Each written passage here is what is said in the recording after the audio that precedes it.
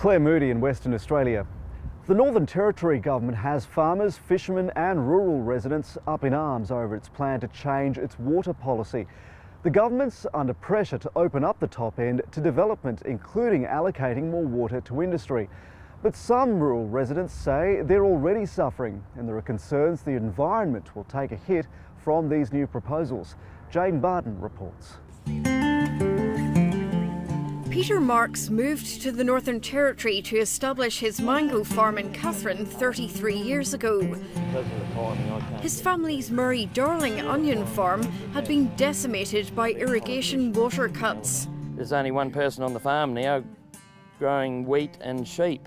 So that is a pure case of over-allocation coming to a head after dry years. Yeah, cut that one. Yeah. He's now worried about the new modelling science the Territory government is using to make sure it has more water available for developing the North projects. The government has doubled the amount of water it can give out in each area by modelling 30 wetter years instead of 100 drier years. That spooks me a little bit, and I think it spooks a lot of other people. The new modelling has caused controversy across the region. That's because it was first revealed by the government to justify how it could give out a huge water licence to the Country Liberals' Lingiari candidate Tina McFarlane in 2013. By doubling the amount of water available to give out in her region, the government was able to argue the licence wouldn't damage the surrounding environment. It sparked a rush of water applications, and now all the available water in Katherine has been given out. Peter Marks is worried about what will happen when water demands from new corporate sandalwood operations increase. Because what do I do if I can't water all my trees? Some of Katherine's rural residents think the government has already over-allocated water. Emma Gorringe's bore ran so low last dry season she could only pump water for 2 hours a day.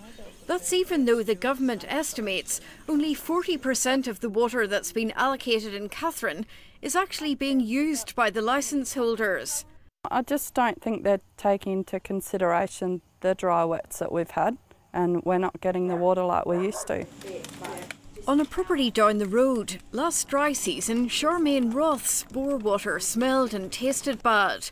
She's worried about what will happen if the Territory government's plan to encourage gas fracking as the next big industry goes ahead. They seem to have this develop at all cost attitude, and they're not really taking into consideration the fact that we have had less rainfall. But it seems to me it's a critical question because... The government faced the community's concerns at its annual water forum in Katherine. Last dry season we had a whole number of water bores in the Katherine rural regions run dry. Can we expect the same this year? Where will further water come from to develop the north? As astronomical amounts of water will be required.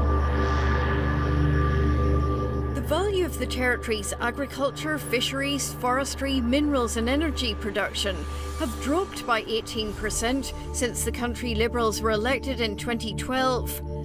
But the government's determined to provide more water for development. It's suggesting existing water licence holders could trade what they're not using. It's asking the Commonwealth to help fund new dams and underground water storages. And it's considering increasing the percentage of water it can allocate to industry in each region. As we get more science, we might decide that you can allocate less water than the 20%, or it might be more.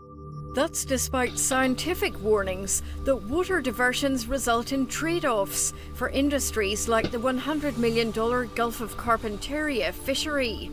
Roughly every 1% reduction in flow that goes into the Gulf reduces fishing catch by 1–1.5%. Anglers and rural residents are opposing any change to the 80-20 allocation rule. And the fear is that they will start looking to take water from the 80% reserved for the environment, something we would strongly discourage and certainly isn't in any way best practice water management. I think that's a little bit scary when you look at what's happened to other rivers in other parts of Australia. Plans also smooth the allocation process. The Water Minister is promising any change won't be rushed. Any move away from it would be very, very slow and over time. He's challenging rural residents over allocation accusations. The fact that someone's not getting water out of their bore could mean that it needs airlifting. It could be anything.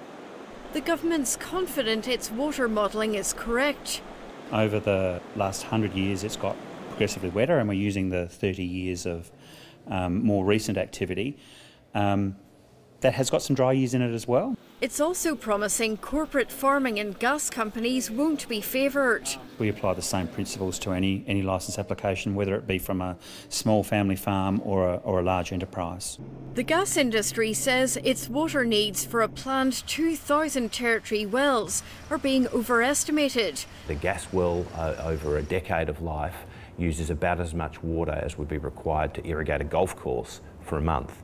So we're not a significant water user compared to other agriculture or town use or other uses. Because I lived there for nearly 40 years.